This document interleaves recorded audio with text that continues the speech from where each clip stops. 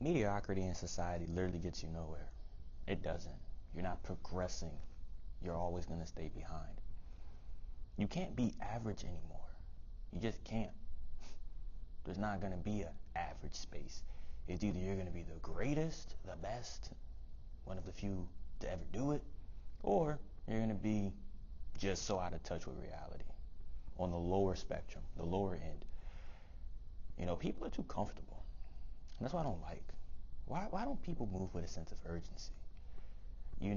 It could be certain beliefs, habits, through parents, friends, and it really comes down to environment.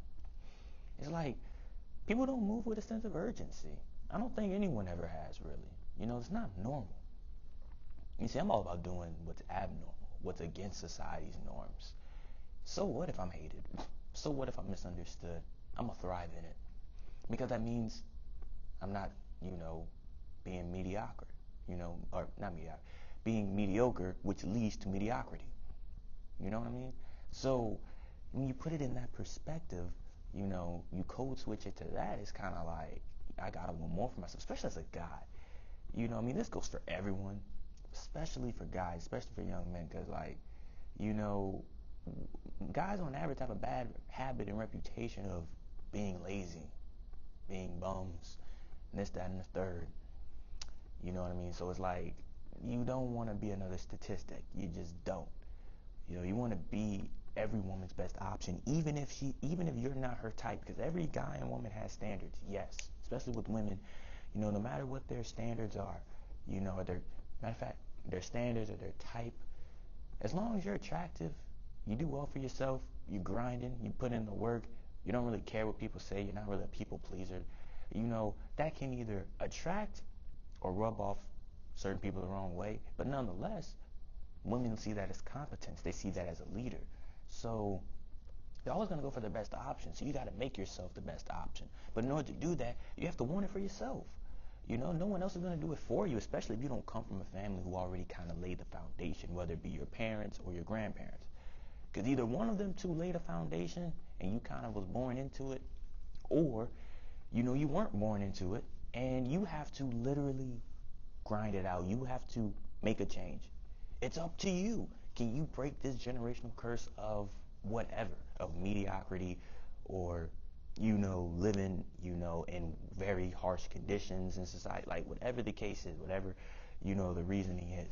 You have to be the chosen one, whether you're a man or woman. This goes both ways. It's interchangeable. You gotta go as hard as you can. Obviously, don't gas yourself out. Pace yourself. Don't try to rush it, but be very, methodical with it. Make sure you're going through every step that you need to. Like that, I've said this in one of my way past videos. Look at society, look at the negative things, what they're doing, and just do the opposite on a consistent basis, and you're already ahead of them. I don't, engage in, like I've said before, on a few occasions, I don't engage, in smoking or drinking. I've said this a couple times. Like, I don't see a benefit in it. I already know it's not going to benefit me. It's not going to help me with my mentality, my mindset. It's not going to help me make money or anything like that, so I don't care. And I know that might seem like, oh, well, money isn't everything. Well, it's not, but it is at the same time. You know, having a lot of money can save you a lot of financial problems, but you also need to be at peace and content with yourself in the process. You know what I mean? So that's what I'm saying. I don't like when people say, oh, money's the root of all evil. Shut up. I don't care. All right? You can miss me with all that nonsense because, I'm going to just look at you stupid. I'm like, okay, more money for me to take. Simple. More money for me to create, find.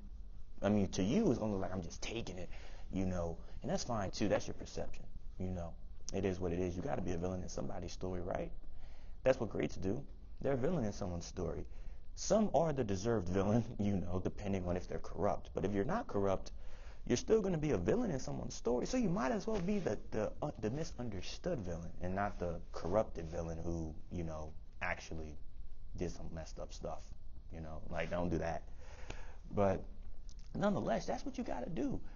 You can't settle for mediocrity, especially with the constant, change in society, where everything's going with AI and everything. Like, you have to, divert to different things. You have to try different things. You have to try to keep up with the times. It's funny how people try to keep up with social media, doing these stupid, trends, just for some views, that the trend's gonna die down within like a month or two or whatnot. It don't last too long. I don't even know what the longest trend, how long that ever lasted.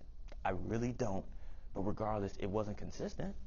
It wasn't like you can do it consistently after the trend is long gone and expect to still get a lot of views. It's a quick dopamine rush. So it's kind of like, that's not really something that you can do long term if you're just hopping on trend or trend bandwagoning. That's not going to help you.